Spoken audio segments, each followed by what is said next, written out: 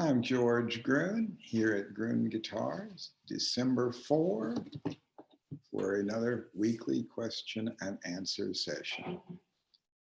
We live in strange, weird times, but the guitar business is cooking right along.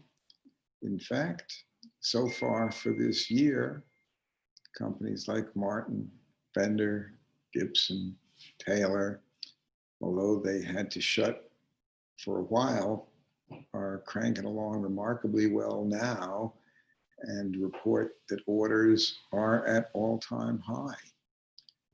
And some of the larger retailers that are well set up to do internet marketing also are doing remarkably well, which shows that although many working musicians are facing very difficult times since there's few venues to play, and certainly not road gigs the way they used to be. Restaurants and clubs have to practice social spacing, and many of them are having difficulty making a go of it. Amateur players are the primary buyers of guitars. If manufacturers and retailers had to depend strictly on professional players, almost all of them would go out of business. But the fact is, obviously, we hope that the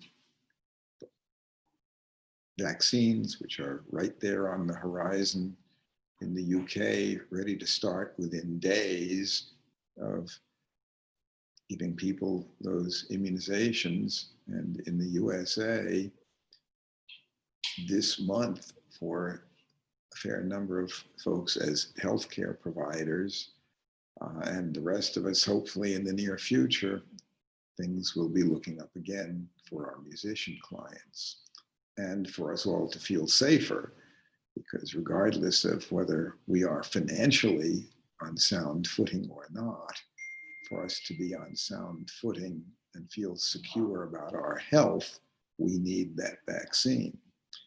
Anyway, here we are, December 4th.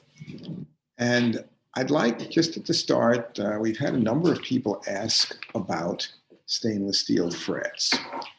And Tony Nagy in our repair department happens to be personally very familiar with them, having worked with and done fret jobs utilizing this material. So I'm going to introduce him right now, and then after that, we will resume with the regular question and answers.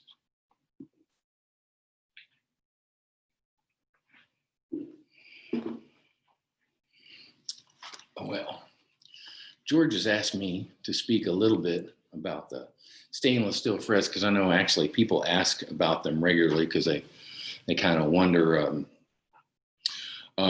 you know, would that make my frets last longer so I don't have to get my instrument refretted as often as, you know, the people that play all the time. And there may be a couple of considerations for that about what stainless steel instruments do for your instrument and their difficulty of working with. My experience has been that putting in stainless steel frets is it's a little more labor intensive. It's harder on your tools just because they're hard. And there's a couple of issues for repair people of putting them in the instruments, in that, like, usually we'll radius frets to, you know, a little bit all over radius of fret than the radius of the fingerboard, so that the deal is so that ends stay down as you knock a fret in and doing that. And I usually use a caul and a clamp system afterwards as well. But on stainless steel, they don't give the way those nickel silver frets do. And so you don't want to over radius those hardly any at all when you put those in. And so if you are thinking about stainless steel frets for your instrument so they don't wear long, here's a couple of considerations. One of them is, do you have a repairman that has experience with them? That's one.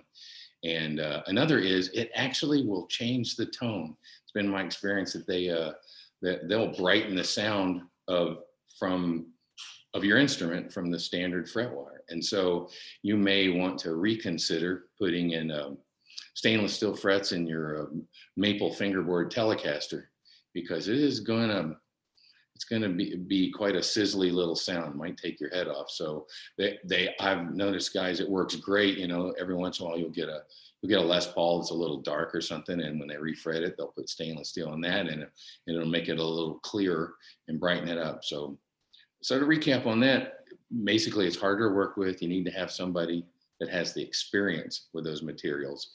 The fret wire is a little more expensive. It takes longer. It's a little more labor intensive. It's hard on tools. A lot of guys that have these oversized cutters and fret files and stuff. I mean, these overseas fret files and cutters. Actually, I've chipped a few fret cutters with stainless steel frets. Luckily, I have some old cutters I got 25 years ago. They're hardened steel, so they can cut through that. But yeah, make sure somebody knows how to use them, and make sure you want your instrument to sound a little bit brighter, because most likely. Thanks.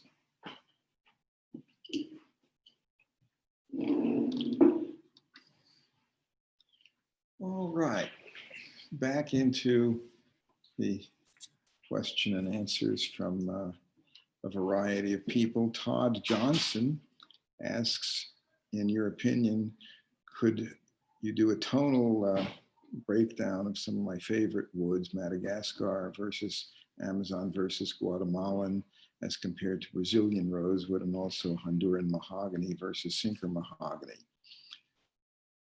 It is actually not the easiest thing to compare. Brazilian rosewood is sort of the gold standard. It does tend to produce, for acoustic guitars, a very rich sound that is dark, but also is capable of a good bit of bright. It's well-rounded, and unfortunately, though, it's extremely expensive, and it is on Appendix 1 of the CITES Treaty, Convention on International Trade in Endangered Species. It is not legal to import wood that was cut after June 11, 1992, and even then, it requires certificates to confirm the legality of the wood. So far as buying new instruments that are made with Brazilian rosewood, there's not much of it available, and you will pay dearly for it. Indian rosewood can sound extremely good, and it's critical as to who the maker is. Martins don't sound the same as Collings, which don't sound the same as Santa Cruz, which don't sound the same as Gibsons. And even if you use the same type wood, two different makers' instruments are not necessarily going to sound the same. In fact, they almost certainly won't sound the same. Even if they're equally good makers, every maker, whether they know it or not, seems to vary just enough that they have their own signature sound. And that can be, frankly, more important than which species of rosewood one is using. It is my experience that Madagascar rosewood, while it looks very, very similar to Brazilian, doesn't sound the same. It's softer, and it really doesn't give a sound that, in my opinion, is equal. And my personal opinion is that Indian rosewood sounds every bit as good or better than Madagascar and costs a whole lot less. Amazon, Guatemalan, there's numerous different species of rosewood in the genus Dalbergia.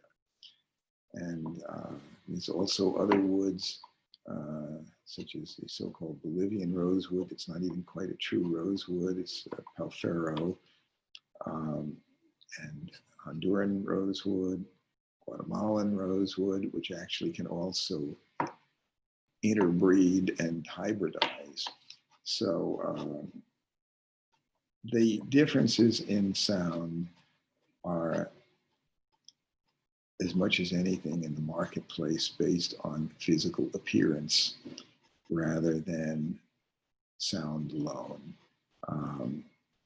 More and more, I'm coming to the general conclusion that Brazilian rosewood is wonderful, but Indian rosewood is really quite fine too.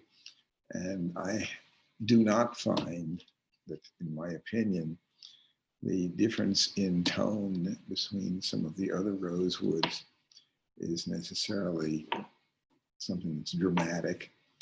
And for a lot of custom guitars that we are currently ordering from Martin, we are ordering guitars with Indian rosewood, and also obviously we're doing a lot with Sinker mahogany. And you've also asked about Sinker mahogany versus the standard Honduran mahogany. Sinker mahogany is the same species as Honduran mahogany. The difference simply being that the Sinker wood was harvested a long time ago. They would float logs down the river to the sawmills, and they would lose a certain significant percentage, as much as 30%. And if the wood was harvested between 1880 and 1920, that means it's been underwater for 100 to 140 years. And during that time, chemical changes and aging takes place. And when that wood is dried and cured, it is great stuff. It's also wood that was virgin forest, old, slow-growing wood, which is denser a little bit than the secondary growth. It's just basically a wood that, in my opinion, sounds a bit brighter. And I think I prefer the sound of it over the standard mahogany, but the difference, quite honestly, is subtle.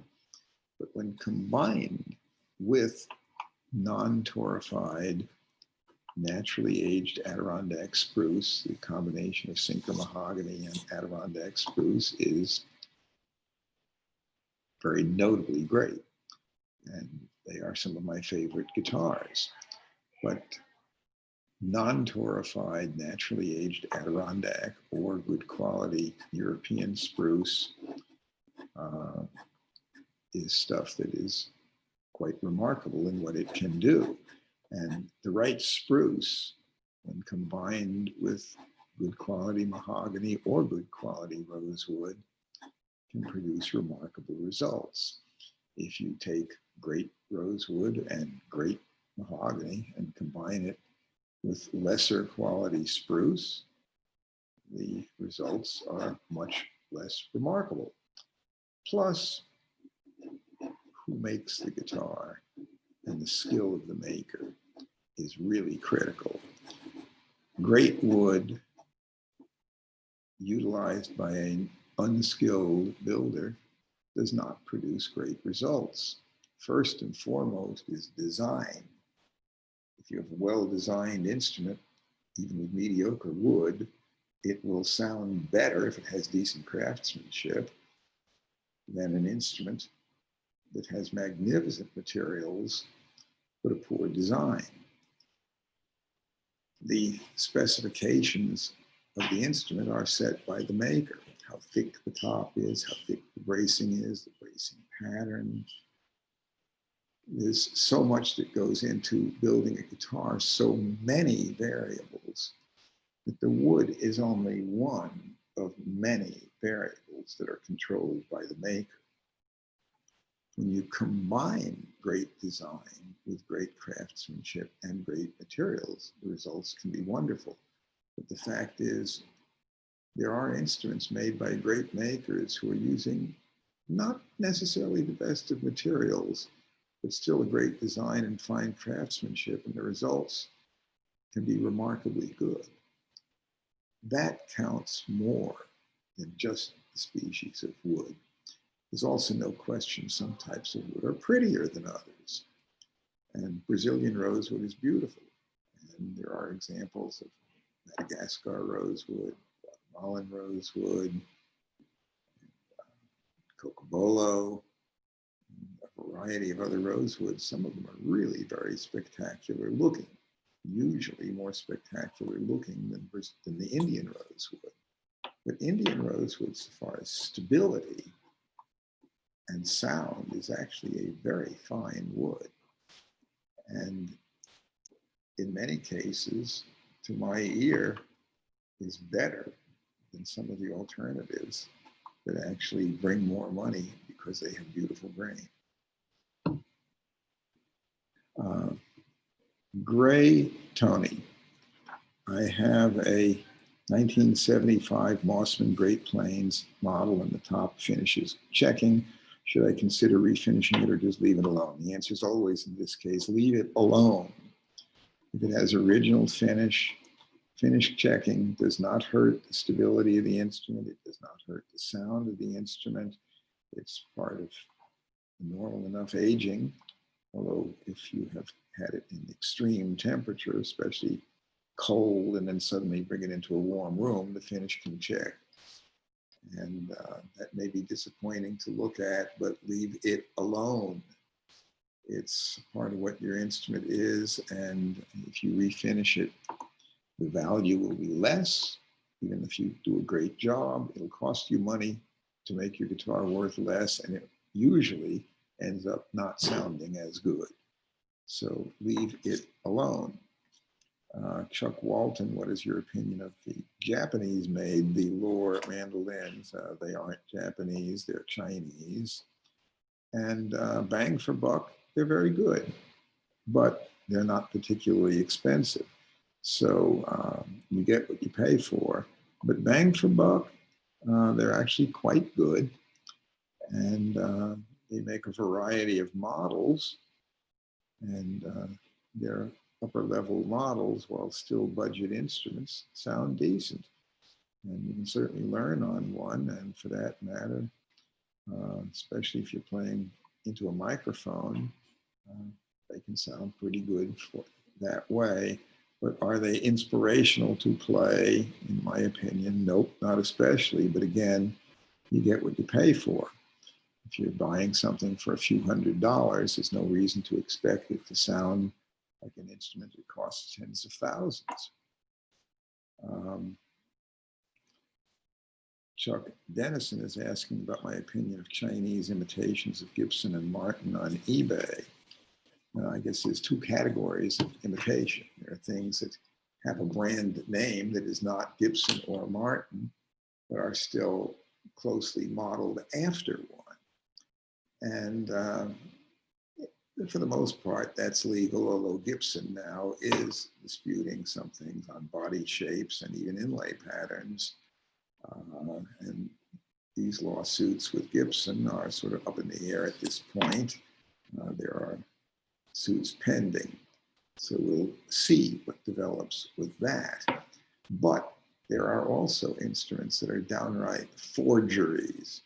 They say Martin or Gibson or Fender on them, and they basically purport to be the real deal, but they're being sold cheap, and they're imports that are not authorized. Those are illegal trademark infringement, and they are not legal for sale in the US.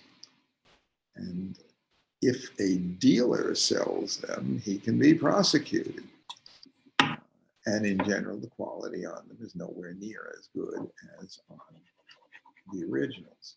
For that matter, the ones that are cheap imitations and don't say Martin or Gibson, but are clearly modeled after them, don't expect them to sound as good as a Martin or a Gibson. But on some of those, at least if they're legal, you get what you pay for. If you're buying forgeries, if you're deliberately buying forgeries for resale, that's illegal and unethical. If you're finding them online and you're suspicious, don't buy them. And if you do buy them, well, they are not good investments, so they shouldn't be sold. And typically they are not anywhere remotely near the quality of a real Martin or a Gibson. Chuck Dennison asks if I'm familiar with James Patrick Eggle guitars. They're made in the UK. I have seen a number of those, and they are good quality. Are they better quality than buying a Fender or a Gibson? No, but then even there, if buying a Martin or a Gibson or a Fender, that depends on which model, what year was it made. New Fenders are not the same as Fenders of the 70s. In fact, the new ones are better than what they made in the 70s. Fenders from the pre-CBS period basically before 1965, are the most sought after, and most musicians consider them to be the best Fender ever made. Gibson guitars also, the company's changed ownership a number of times. So comparing, are Eggle guitars as good as Fenders or Gibsons? Well, it depends on what year model, but in general, the Eggle guitars are decent instruments, are absolutely suitable for professional use. There's a variety of models, and his upper level models are things that are handmade and fine quality. Greg says he is a bluegrass musician, and he, in 1971, custom ordered a Gibson Rb 800 banjo from Gibson, played it for a number of years, but he kept changing the setup, looking for the right magic combination, and recently decided to try a new maple rim and a new tone ring. So he got a custom rim from Jim Cox, a tone ring from Blaylock, and he says the result is astounding. Well, banjos are built like an erector set. And if you take the original neck from 71 and use the original resonator and you change the rim and the tone ring, you effectively have a different instrument.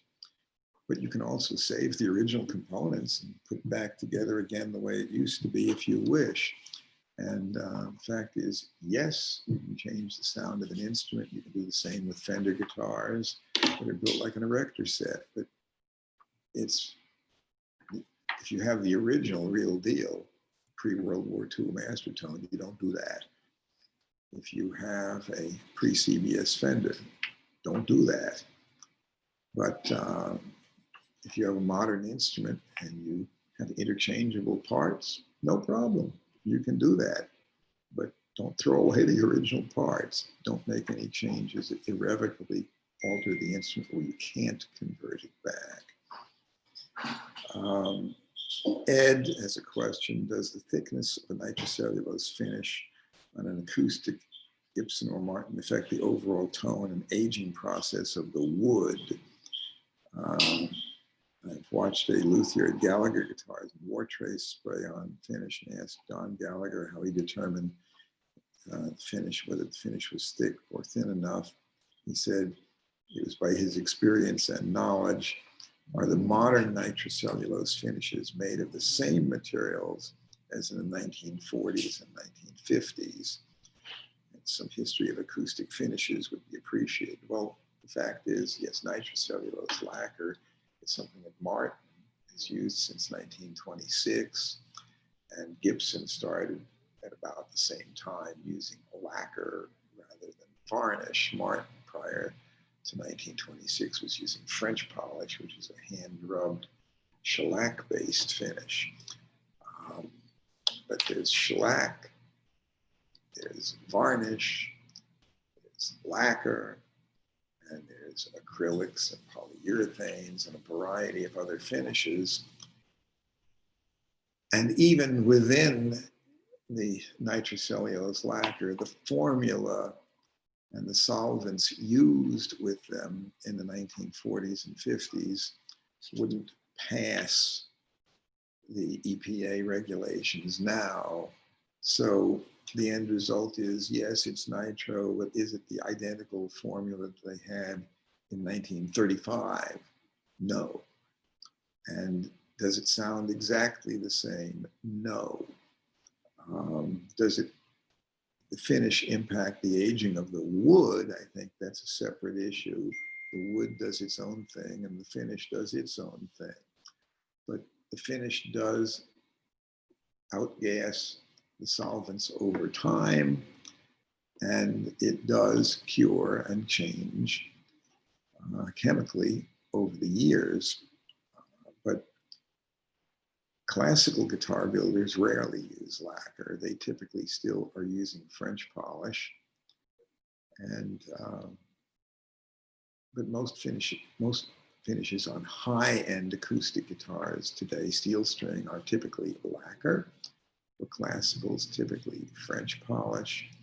For electrics, again, it depends very much on the maker, but nitro lacquer is still used on high-end electric guitars, and many others do have poly finishes. And actually, it is possible to get a good sound with a very, very thin poly finish. But there's a certain physical appearance to French polish and varnish and lacquer that each has its own characteristics. But as far as vintage, it comes down to, at least for USA-made guitars, French polish on acoustics, and then followed by nitro lacquer. And for electrics, the vintage originals that are sought after are typically nitro lacquer. Again, one could write a volume on finish compositions. They vary greatly. So there's no one answer to everything on that. But that's at least a brief synopsis. And his next question, having seen some Zager guitars lately and wondered if a Zager would be somewhat easier for my 66-year-old getting arthritic hands. Zager guitars are relatively inexpensive import models, and there's no reason to expect them to be any easier on your hands than something made by other makers. What's going to be easy on your hands is going to depend on the physical size of your hands. Not everybody is built the same. Some people have much longer fingers than others. Some people have slender fingers. Some people have fat fingers. And some people are 5 feet tall. Some people are 7 feet tall. If a guitar has dimensions that fit well for your hand, that the guitar is set up well, almost any good quality instrument should be possible to work. And in fact, if you're 66 years old, well, getting arthritic is more important than the age. I'm 75 and I'm not arthritic. My fingers still work. I can do that. But again, no one brand is going to matter. You find a guitar that suits you in the price bracket you can afford, and have a neck that feels comfortable to you, and have it set up well. Kim, I have a question about storing my one owner 1966 Gibson B25. I live in a semi-arid climate in Colorado and keep this B25 in decent aftermarket case. There are days when the humidity level outside is 9%. Is it important to keep the guitar hydrated inside the case? I haven't played it since last year, and no surprise, I noticed today that the sponge items I have in the case are dried out. And, he also goes on to say that just to add a comment to the previous post, the inside house humidity is 45 to 50, and I do have a humidifier attached to the forced air gas heating system. The 9% relative humidity occurs on those hot summer days outside. That's when getting under a shade tree really does feel a lot cooler. Well, guitars like the same humidity level that people do. So 45 to 50% humidity is perfect.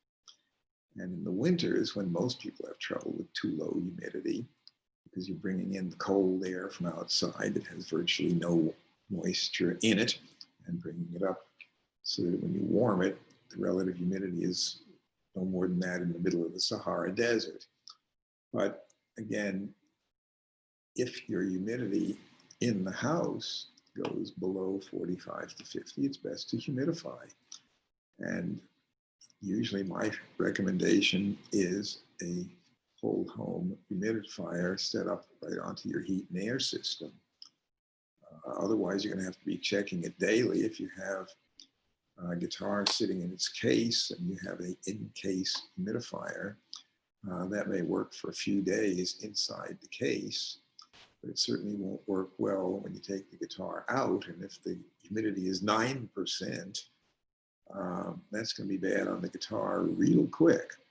So beyond that, all I can say is guitars like the same basic temperature and humidity that people are happy in.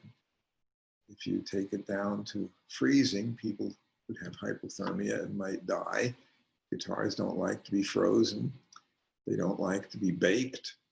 And they like humidity in the same range that we do. And if you do that, you will find you also will feel healthier. It's not good for you to get too terribly dry. Terry has a question about, is it possible to hear a brief history of the Gibson ES-125 model? Well, I would recommend on that you get a copy of the Gruhn guide, but there's enough to know that it goes all the way back to the ES-100 model, which was introduced in 1938. And was a 14 3/4 inch wide, one pickup guitar. But the specs changed slightly in 40, and the pickup configuration was a metal pickup, pretty much like a P90, but it was a metal cover rather than plastic. And in 41, the model name was changed from ES-100 to ES-125. And it was discontinued during the war when supplies were rationed. You couldn't make electric instruments. They couldn't get the metal. They couldn't get the electronics. It was reintroduced as a 16-inch wide guitar in 46. And the specs were then full depth body, 16-inch wide, arch top and back, one pickup. And it was a cutaway version. It came out in 1965, but the original from 46 to 1970, standard version was non-cutaway and full depth, but they also made thin body models. The thin body models, the T was introduced in 1956 and made till 68. There was a cutaway version introduced in 65, and also you could get it with one pickup or two. And so the point is there were numerous variations of this model that were made right on up through 1969. It was a relatively inexpensive model in the Gibson line. In fact, for much of its time, the single pickup ES-125 was Gibson's least expensive hollow body electric guitar, but it was still made to good standards of quality. And there's numerous different variations of it. As I said, one pickup, two pickup, thin body, full depth body, cutaway or non-cutaway. But they typically did have the single coil P90 pickups and were a budget model, but still made to full Gibson standards of quality.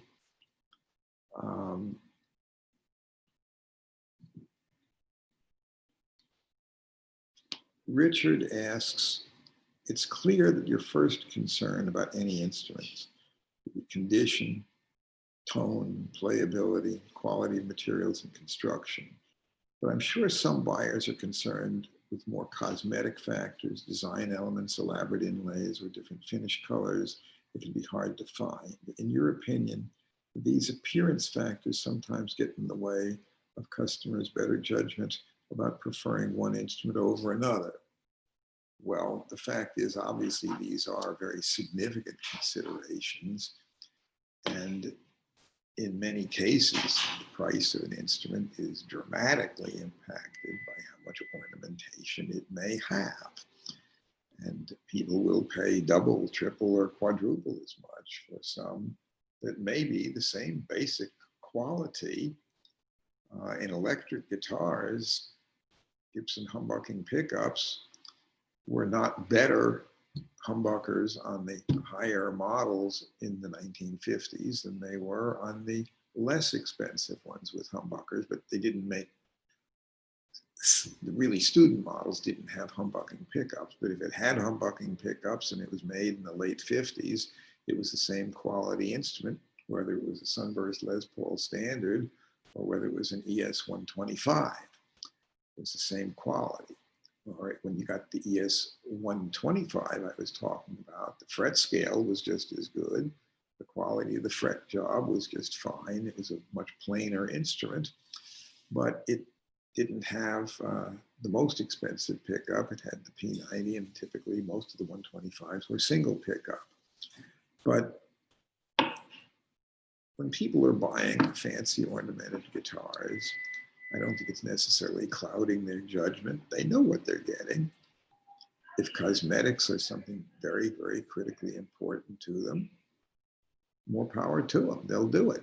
And if they're paying a bunch extra because it's a Fender with original burgundy mist color finish, well, if they're paying quadruple as much because it has a rare color, they know what it is. It's like coin collecting or stamp collecting.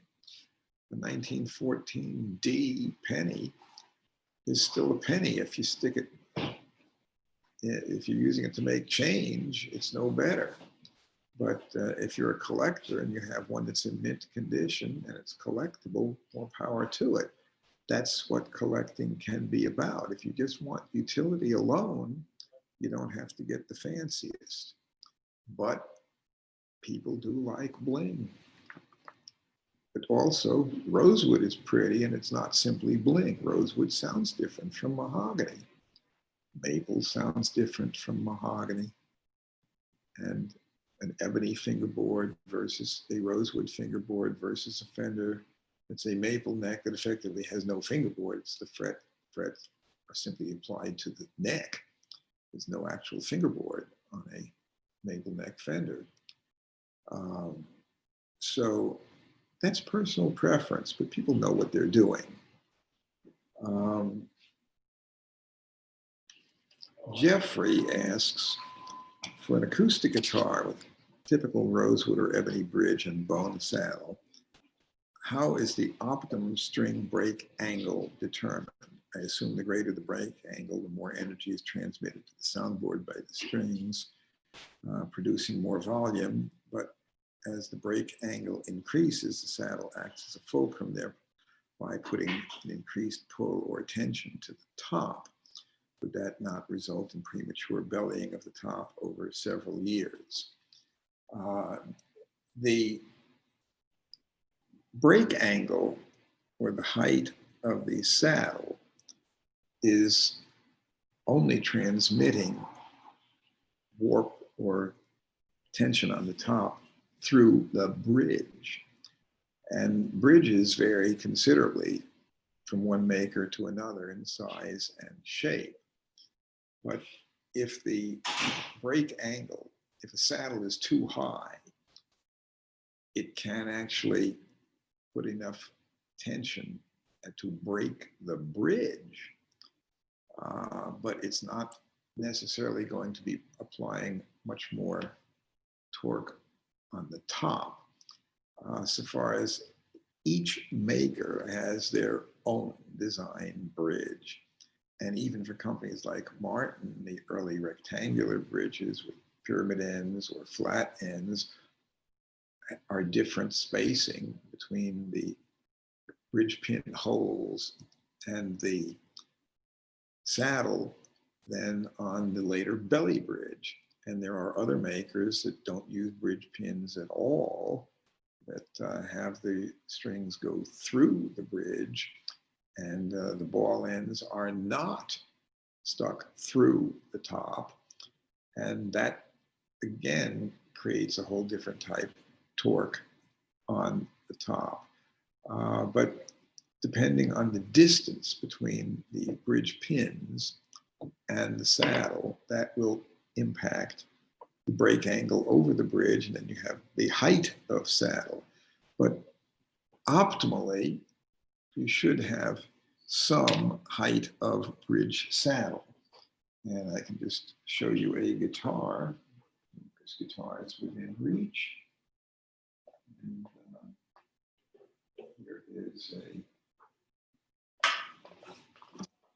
1941 D28 Martin. If I hold it up, you can see that that saddle sticks up over the bridge.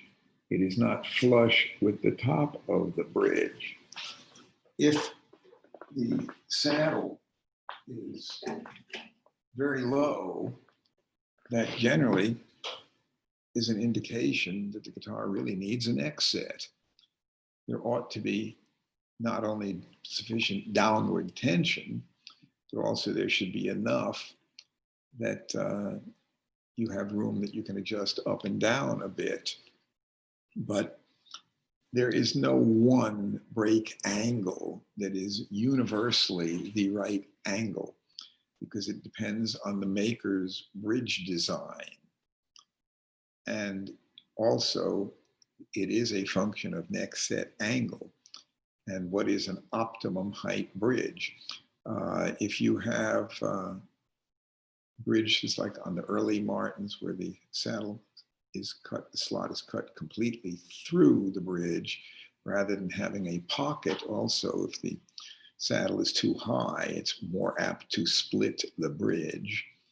Whereas a drop-in saddle that is in a pocket has wood on the bridge on either side of the either end is more durable. But again, there's no one angle, but there should be a moderate amount of saddle above the height of the bridge itself, and it should, and too high tends to give a result that is torquing the bridge itself and likely to split the bridge, and is not ideal for sound. But again, moderation helps.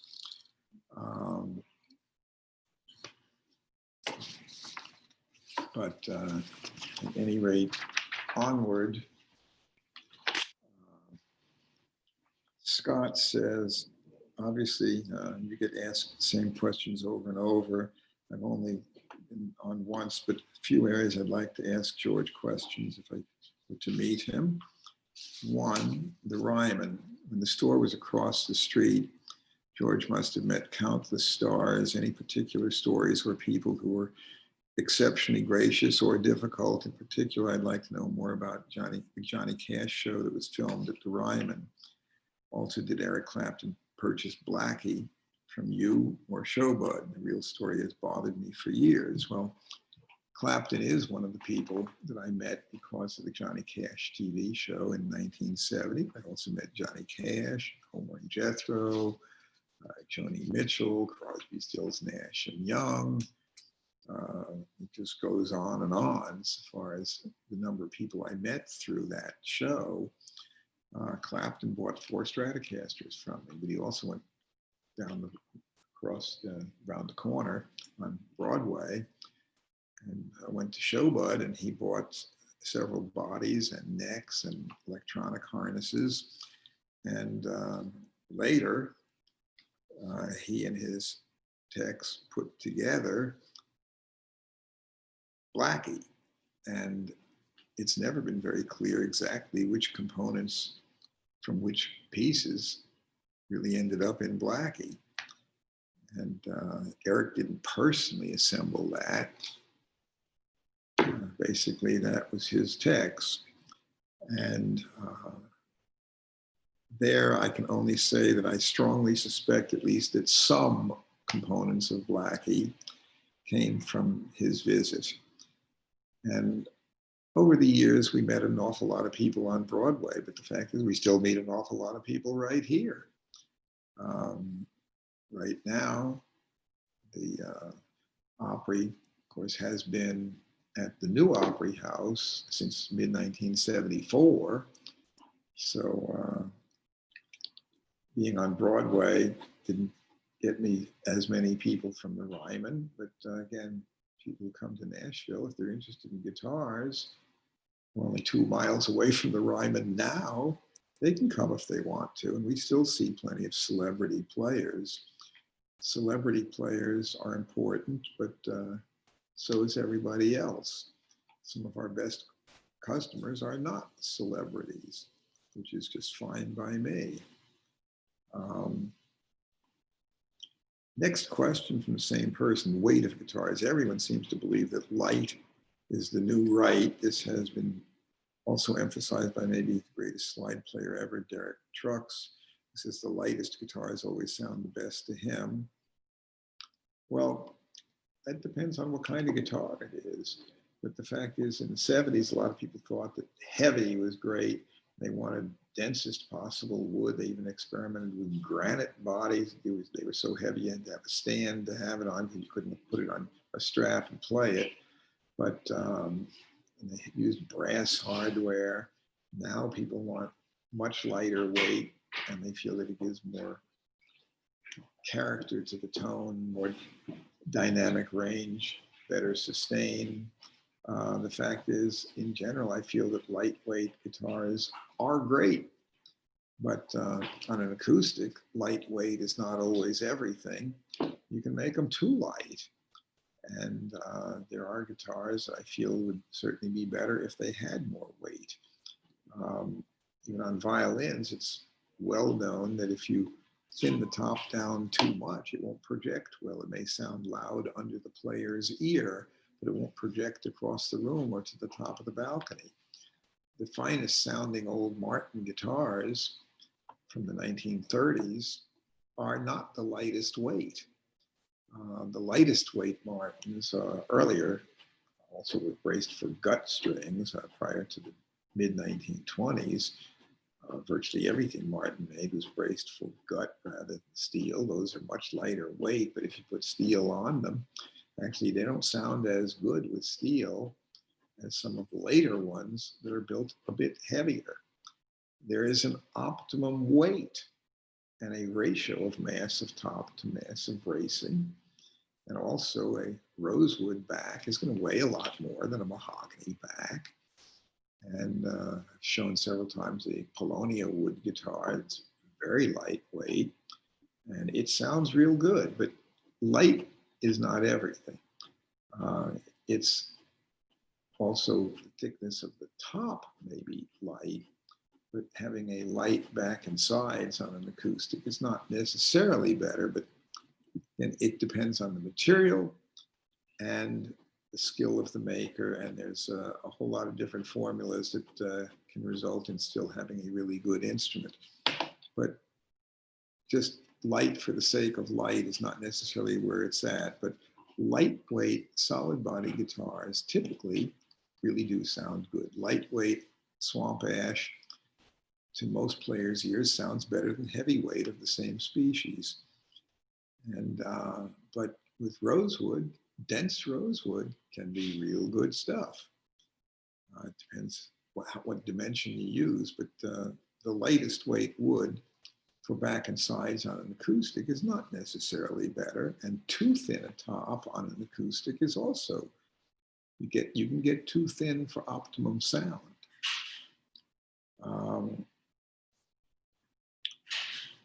And the same person is asking about maple fretboards sound different than rosewood, but can a Brazilian rosewood fretboard really sound better than an Indian rosewood board? Seems like nostalgia hype. If a maker is really skilled, you can get great sound out of either one of them. The sound imparted by the back is going to be more critical on the sound of an acoustic guitar than the sound of the fingerboard. But the fingerboard needs to be dense, hard, and suitable for holding the frets in place. But it's not nearly as significant in contributing to sound as whether you have rosewood versus maple versus mahogany. But as Tony pointed out earlier today, even the type frets you use does make a difference.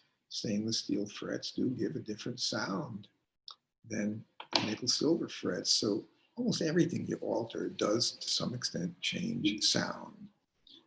Paul says the pick guards of many, if not most, pre-war archtops have disintegrated.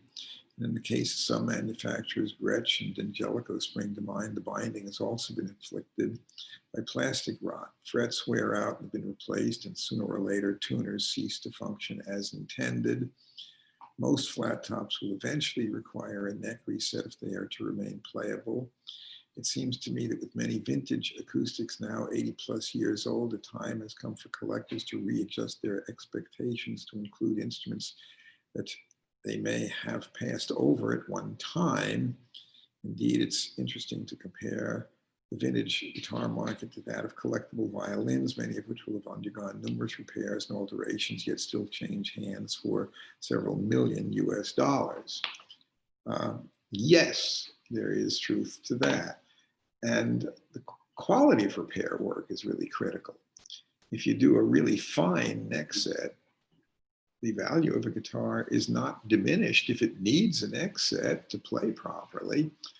It's worth more after the neck set than before, and it's not realistic to expect a guitar that was built relatively lightly to be playable with no adjustment 80 or 100 years later.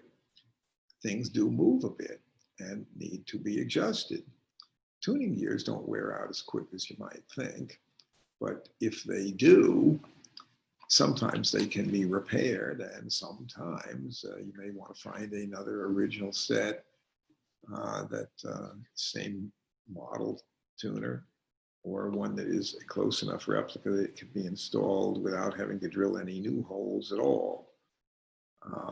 But so far as refretting instruments, I've said many times that if the frets are worn out, they're no longer original specs, but it's unrealistic to expect that you can play and play and play, and it's never going to need a refret or never need a neck set. Eventually, these things do need work.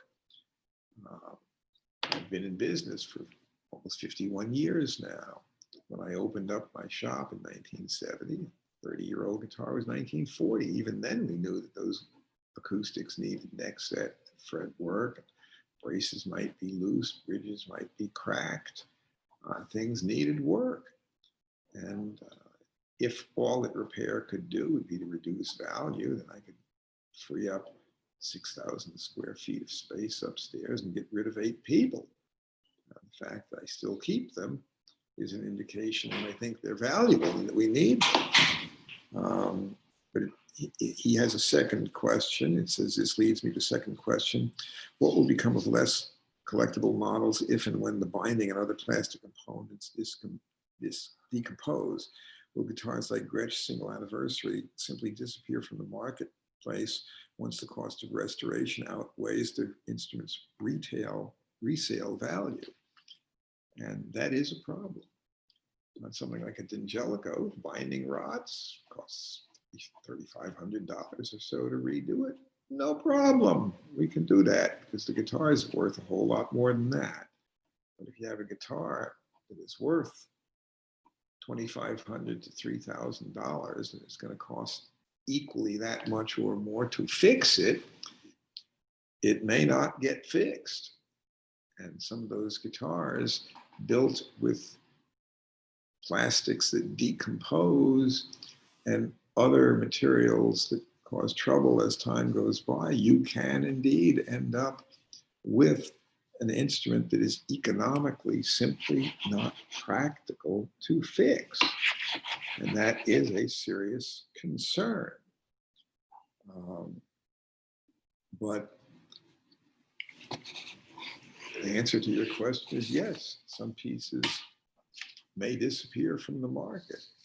Maybe someday they'll be valuable enough to fix if somebody sets them aside, but in the meantime, they may not get fixed now. Or at least when we have things like that, we don't simply throw it away. We find people who are interested in learning the art of repair. And they need something to practice on. So those things can be sold cheaply to people who are learning guitar repair and restoration. And they can do jobs that they feel they're salvaging an instrument that otherwise would be lost, but they're also learning a craft. You can't learn the art of repair if you don't have anything to work with. You don't want to take fine condition original ones and practice on something that might be worth $100,000 if you're just getting started. So you work on something like one of those, and you can learn the craft, and you can sort of improve your skills. But the point is, instruments like that still can be restored to good functionality and good cosmetics. It may not be economically worth having fixed it, but you learn how to do repair. And in that sense, the instrument is restorable and may still be good for another 50 to 100 years. That work is done. So that is a good thing. SC says, I've heard unusually great things about guitars coming out of the pre-war guitar company. Are you familiar with them and any thoughts? This is a company that makes instruments that are basically very closely copied after pre-World War II Martin guitars. Most of their guitars featured so-called torrefied wood, which is not my favorite thing, but they are good quality instruments. They are very close in appearance to old Martins, with the exception of having their own name on the peg head or no name on the peg head. They are something that Martin's not overly happy about, but nothing they can do about it because Martin does not have any trademark on anything other than their own name. Do we carry them at my shop? The answer is no. If one were offered to me used, would I possibly be interested in it? The answer to that is yes. I would have no problem buying such a piece because they are good quality instruments. But I don't have anything bad to say about them other than they're not a Martin. Tyler recently just purchased a 1959 Gibson Les Paul Special from the original owner's family as he's passed. He was an employee of Gibson in Kalamazoo. The guitar is in incredible condition with virtually no lacquer checking at all, and everything appears to be original with the exception of the pots and pickups. I was told he switched out the P90s in the mid-1960s, and the pots are dated 1980 with red drop caps. I'm planning on having proper caps installed.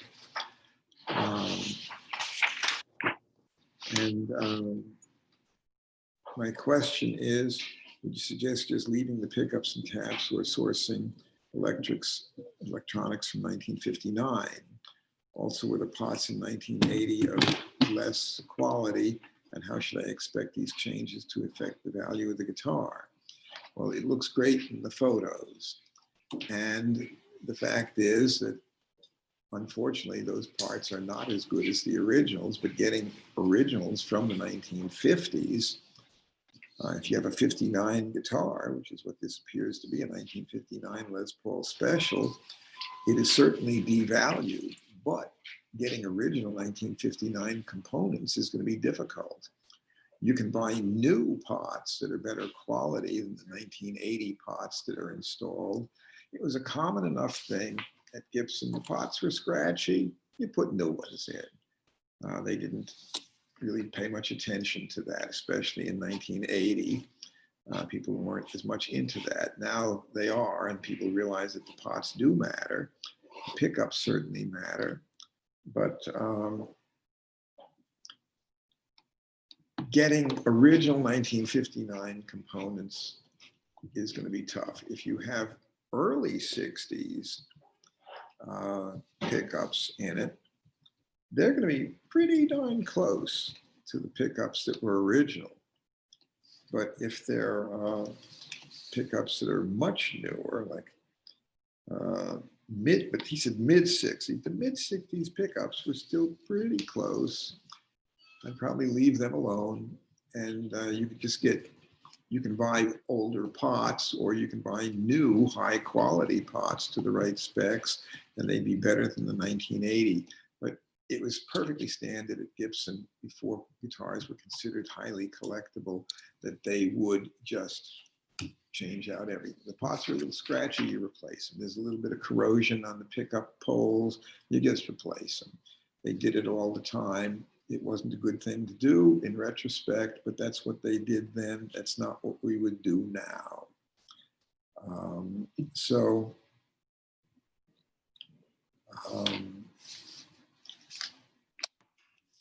We have, Terry says, I bought a Quadruple 018, 12 frets from you right after they first came out. I love the guitar with other guitar makers bringing sinkers into the guitar marketplace. How do you see the value of the Martin sinkers holding up? And you see their value continuing to increase with age. Also, seem to be high demand for these Martin guitars. Has that demand remained or fallen to some degree?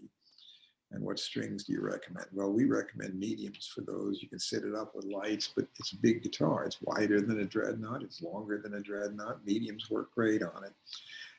There are other makers using sinker back and sides, but the Gruhn models that are made by Martin for us with sinker wood are not just sinker back and sides. They are sinker neck block, end block, and interior linings, as well as the back and sides. And I don't know anybody else who's doing that. And I can tell you that the wood on the neck block, end block, and linings does matter. The demand that we've had for these guitars has not slacked off. We're doing just fine with them.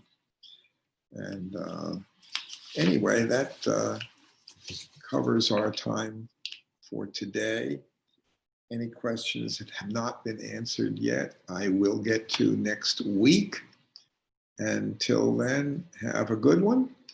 We see that the political and economic and COVID virus scene and the talk about the vaccines, it's changing by the day. We live in interesting times. Stay healthy. Have a good one. See you next week.